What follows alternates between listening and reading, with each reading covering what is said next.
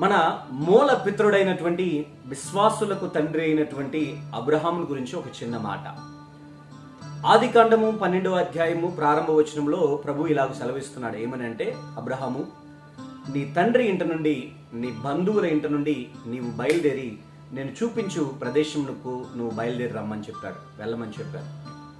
ఎందుకు అని అంటే, నీవు ఆత్మీయునిగా ఎదగాలన్నా, నేను నిన్ను ఆశీర్వదించాలన్నా, ఒక విశ్వాసిగా బ్రతకాలన్నా ఈ ప్రదేశము కరెక్ట్ అయినది కాదు, కాబట్టి నువ్వు ఇక్కడి నుంచి బయలుదేరి రమ్మని చెప్పి దేవుడు అబ్రహామును సంధించి చెప్తున్నాడు.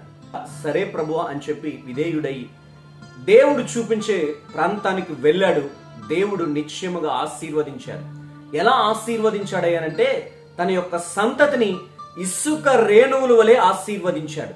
ఇకపోతే తన పేరు ఎలాగా మారుమ్రోగిందయ్యానంటే, ఈనాడు ఈ ప్రపంచంలో ఉన్నటువంటి కోట్లాది కోట్ల ప్రజలకు, విశ్వాసులకు తండ్రిగా అంతగా పేరు ప్రఖ్యాతిగాంచినటువంటి గొప్ప వ్యక్తిగా మారాడు మన యొక్క విశ్వాసుల తండ్రి అబ్రహాము గారు. ప్రియ దేవుని బిడ్డలారా, ఇవన్నీ ఎలా సాధ్యమయ్యాయి అని అంటే, ఒక్కటే దేవుడు అబ్రహాముకు చెప్పింది, నీ ఇంటిని, నీ తండ్రి ఇంటిని, నీ బంధువుల దగ్గర నుంచి వదిలి రమ్మన్నాడు. ప్రియ దేవుని బిడ్డలారా, ఈ శ్రేష్టమైన సందర్భంలో ఈ మాటలు వింటున్నటువంటి దైవ బిడ్డలారా, ఒకటి ఆలోచన చేయండి.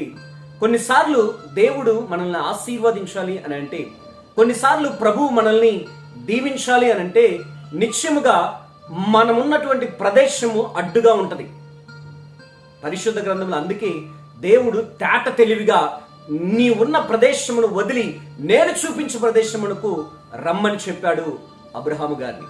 ఈనాడు నీవు అనుకుంటూ ఉండొచ్చు, కొన్ని నెలలుగా ఇక్కడ ఉన్నాను, కొన్ని సంవత్సరాలుగా ఇక్కడ ఉంటున్నాను, కానీ ఆశీర్వాదం రావటం లేదు, దేవుడు ఎందుకు ఆశీర్వదించడం లేదు అని చాలా మంది మదన వేదన పడుతూ ఉంటారు. అయితే ప్రియ దైవ బిడ్డలారా, ఒకసారి గమనించండి.